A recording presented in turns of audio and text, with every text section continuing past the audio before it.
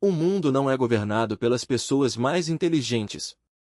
Tampouco é dirigido pelos mais bondosos, talentosos ou esforçados. Basta observar ao redor.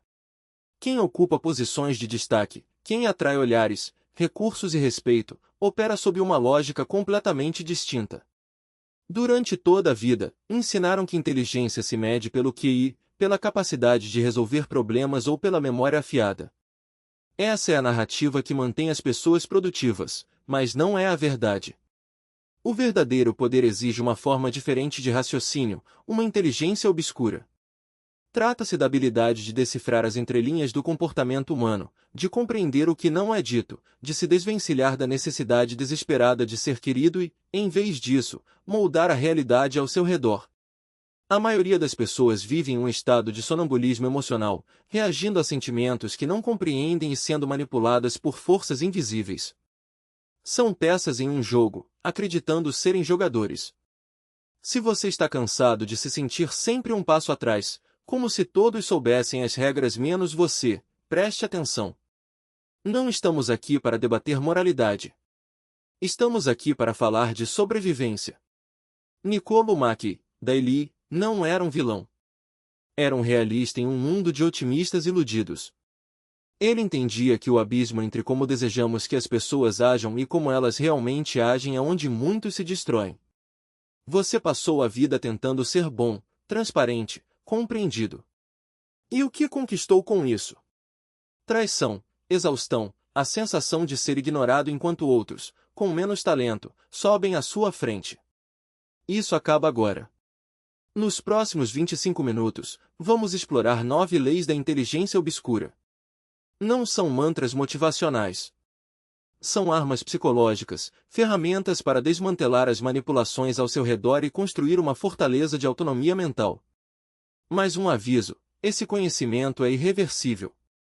Uma vez que enxerga os fios que movem as marionetes, não há como voltar atrás. Você verá as mentiras nos seus relacionamentos, os jogos de poder no trabalho e as fraquezas no próprio reflexo. Se não estiver preparado para matar a parte de si que ainda precisa ser vítima, é melhor sair agora. Para os demais, bem-vindos ao deserto da realidade. Primeira lei, o princípio do silêncio seletivo. A maioria das pessoas fala para preencher o vazio. O silêncio as assusta porque, nele, são obrigadas a encarar a si mesmas. Então, tagarelam. Explicam demais. Compartilham detalhes íntimos.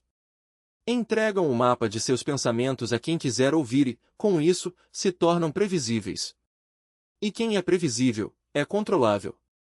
Sua inteligência começa quando você para de usar palavras para buscar validação e passa a usá-las como instrumentos de precisão. Mackey sabia que quem fala menos em uma sala é quem detém o poder. Por quê? Porque informação é moeda de troca. Quando você fala, gasta. Quando escuta, acumula. Pense na última vez em que se sentiu intimidado por alguém. Foi por causa de gritos e ameaças? Ou foi pela pessoa que permaneceu imóvel, observando você em silêncio? Esse silêncio cria um vácuo, e a natureza humana não suporta vazios.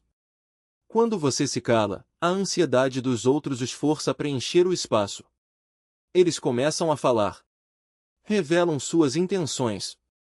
Exponem suas inseguranças. Dizem exatamente como podem ser derrotados. Tudo porque não suportaram o peso do seu silêncio. Pare de se explicar. Pare de justificar suas ações. Pare de oferecer sua opinião antes que a peçam.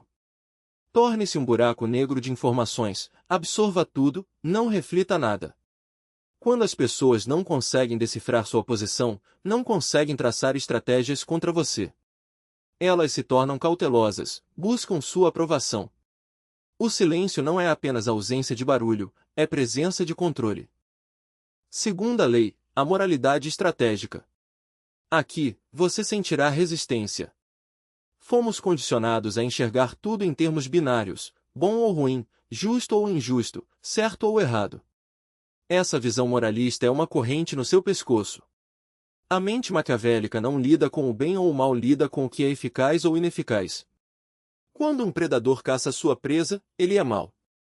Não, é necessário. Quando uma tempestade destrói uma casa, ela é cruel. Não, é inevitável. Você sofre porque projeta sua estrutura moral em um universo caótico. Fica irritado quando alguém o trai porque acha que não deveria ter feito isso. Entristece-se ao perder uma oportunidade porque não foi justo. A inteligência obscura exige que você saia desse julgamento emocional.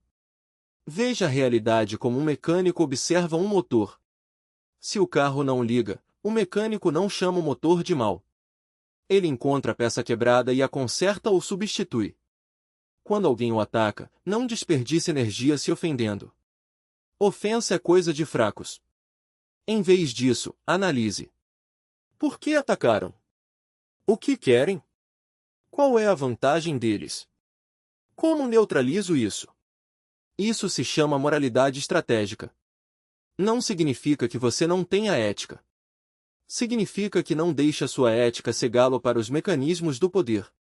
Você pode ser uma boa pessoa, mas precisa ser um estrategista frio antes de tudo. Porque uma boa pessoa sem poder não é virtuosa, é apenas uma vítima em potencial. Pare de perguntar por que fizeram isso comigo, e comece a perguntar o que esse movimento me permite fazer agora. Terceira lei, o controle da vulnerabilidade. Existe uma ideia equivocada de que o perfil maquiavélico, o estrategista obscuro, é um robô, frio, distante, inacessível. Isso é coisa de amador. É a pessoa tentando parecer durona. A verdadeira inteligência obscura entende que os seres humanos são criaturas emocionais. Se você parecer perfeito demais, frio demais ou invulnerável demais, despertará inveja. Criará inimigos que desejarão vê-lo sangrar só para provar que é humano. Por isso, é preciso dar a eles um pedaço de chão. É a lei da vulnerabilidade controlada. Você exibe deliberadamente uma fraqueza pequena e inofensiva para desarmar quem está ao seu redor. Talvez admita que não entende de tecnologia. Talvez conte uma história levemente constrangedora do passado. Talvez peça favores insignificantes. Isso ativa o efeito Benjamin Franklin. Quando as pessoas o ajudam ou enxergam uma falha em você, baixam a guarda. Sentem-se superiores ou criam um senso de camaradagem. Pensam, ele é como eu. Perfeito. É exatamente onde você as quer. Enquanto elas se apegam à sua fraqueza cuidadosamente escolhida, não percebem suas verdadeiras forças. Você está gerenciando a percepção que tem de você. Humaniza-se o suficiente para não ser um alvo, mas mantém seu núcleo, seus planos e suas reais vulnerabilidades trancados em um cofre que elas nem sabem que existe. Nunca mostre a garganta, mas de vez em quando mostre um arranhão no braço.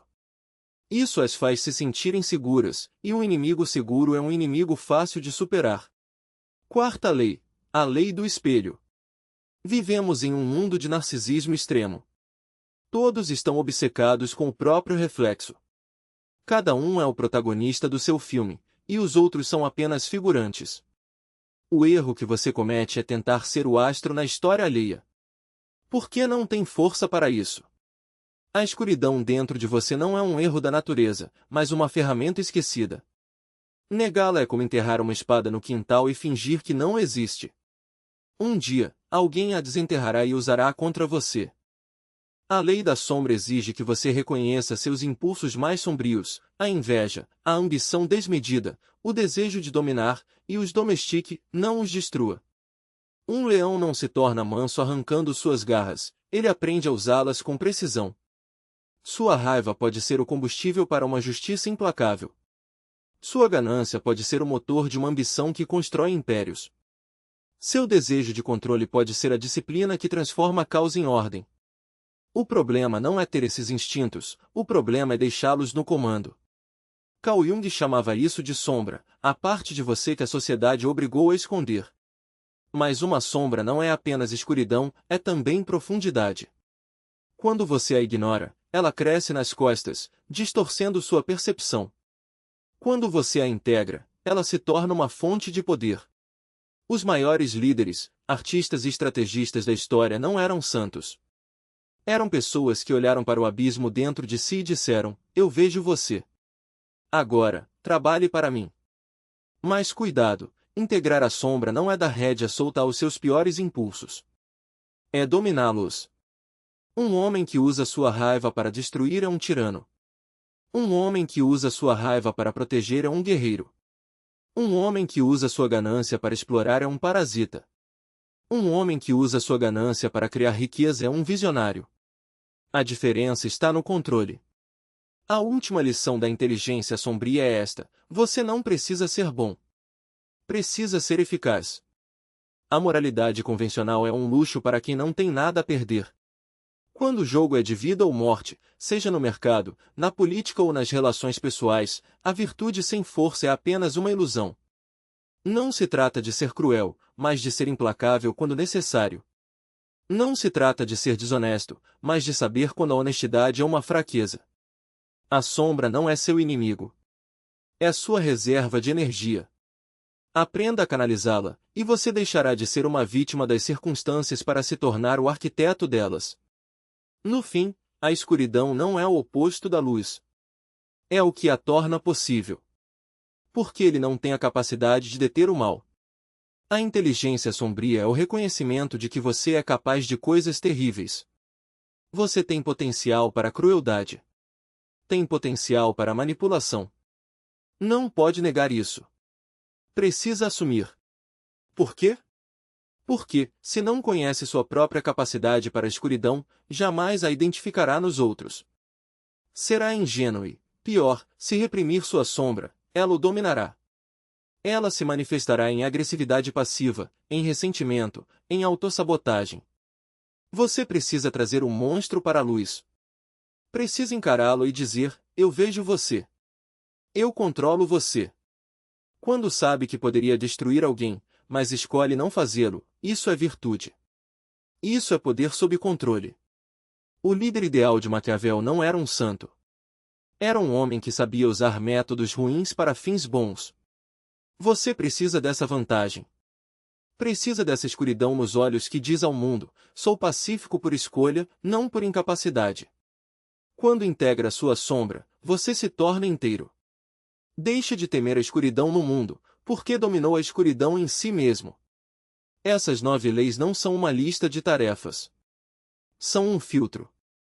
A partir de agora, você entrará em uma sala e verá as coisas de outra forma. Perceberá o silêncio que grita. Enxergará os espelhos que as pessoas levantam. Distinguirá os leões e as raposas. Você não é mais um civil na guerra da mente.